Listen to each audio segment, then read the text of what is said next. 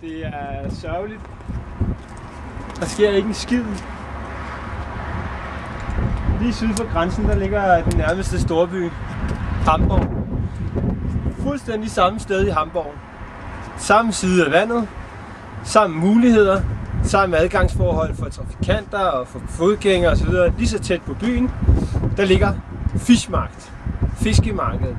Og det er verdens sejeste sted. Prøv at forestille jer, at det her golde ørkenlandskab i stedet for var et sprudlende marked. Et kæmpe marked, hvor du kan få fisk, også få grøntsager, og du kan få træer, du kan få levende dyr, du kan sikkert også købe stoffer, du kan få hvad som helst. Og folk, de drikker fadøl, de spiser pølser, og de danser til deres knaldrotes gummibåd. Kæmpe torvehal.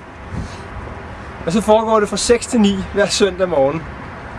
Og hvad sker der her? En skid. Det må kunne gøres bedre.